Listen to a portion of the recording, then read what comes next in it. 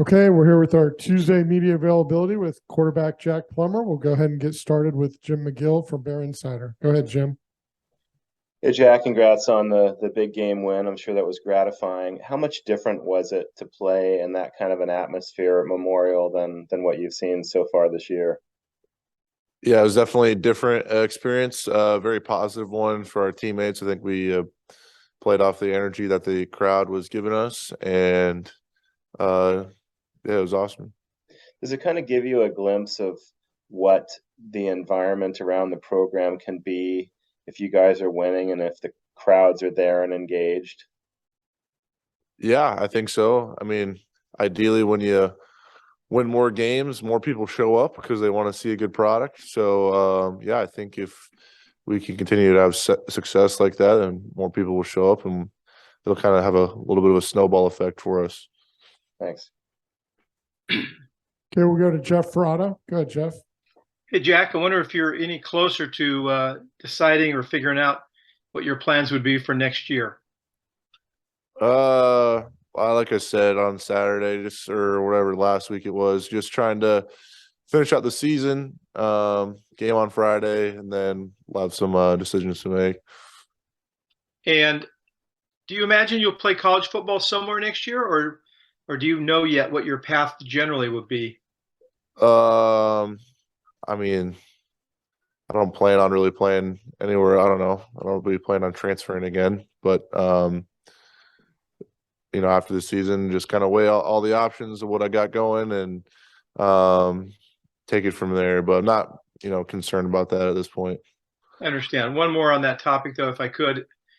You told us last week that you'd be eager to hear who the new coordinator would be. How much does it impact your decision that you potentially have some real good skill position teammates expecting to be back? Yeah, I mean, I trust Coach Wilcox will choose whoever he thinks is best fit for the program, and I'm sure he's doing a ton of research on it, and he wants to probably feel good about it. And yeah, I mean, I'd like to just know who it is before I kind of make a final decision. But like I said, not worried about it right now. Just trying to focus on UCLA.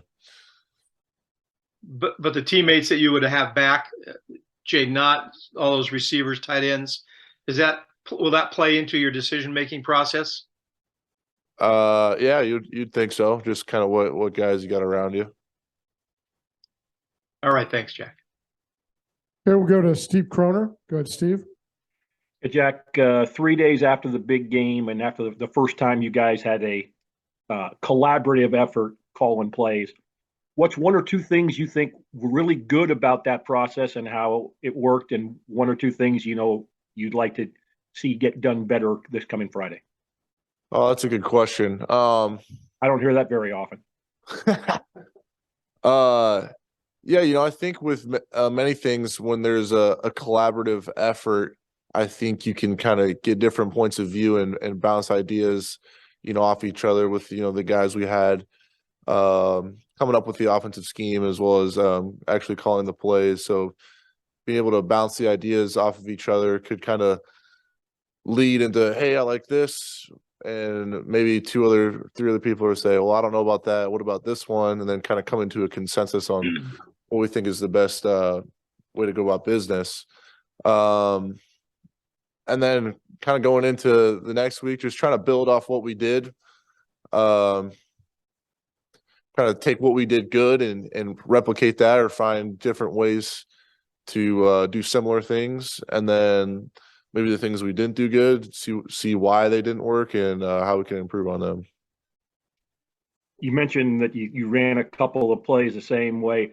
Just for my edification, the play where Maven Anderson kind of cuts across the formation, you ran that at the first play of the game, and then did you run that again, and it didn't have quite as the success it had the first time? Yeah, we had ran that play twice. Both for positive yardage. I think the first one went for quite a bit more than the second one, but yeah, we definitely had repeated calls in the game. Great, thank you. Okay, we'll go to Jim McGill. Go ahead, Jim. Jack, throughout your career and your time at Cal too, you've been good with ball security, not a lot of interceptions, but those two you had the other day clearly are ones that were not typical for you. What's the process with shaking that off and not letting it affect the way that you play from that point on? Yeah, I just gotta kind of take those out of the memory bank, just because. I mean, I knew what was wrong.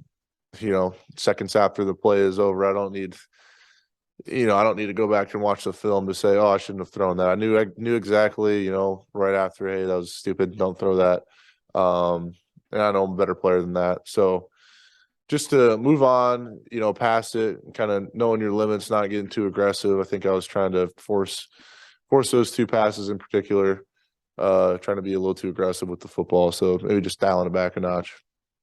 So you're in a little bit of a unique situation with the collaborative effort with the play calling. Do you feel like now that you've had a chance to test drive that type of a situation in the last game, it will give you a little bit more of a smoother transition into this finale against UCLA? Are you guys getting a little bit more comfortable with the changes? Yeah, I mean, I think so, but again, we're working on a short week and kind of it's just a unique situation. I don't think many people around the country have multiple people in there kind of with equal parts of calling the plays and designing them. So yeah, but like anything, the more practice you get at something, the better it's going to be. So you would hope that in the next game we play, that'll go a little bit smoother than it did on Saturday. You mentioned last week kind of the guys being a little bit stimulated with getting out of the normal routine and doing some different stuff. Is that still kind of carrying over into this last game? Yeah, I think so. And kind of stimulated again just on a different schedule we have this week with Thanksgiving, as well as playing on Friday, like I had said. So just kind of having to do things differently. We had to do a practice on Sunday, and then just kind of everything gets moved up a day, and then you got to deal with guys' bodies being nicked up a little bit from the game. So yeah, just I think a little bit of change here and there is good, just to keep guys fresh and keep their minds focused. Will you guys do like position group Thanksgiving meals with different dinners with different guys, or is there any kind of a plan going forward with that? Oh, we're gonna be in the hotel on Thanksgiving, so we're gonna have a team Thanksgiving feast in the hotel. The Claremont will do it well for you, I'm sure. Hopefully, yeah. Thanks.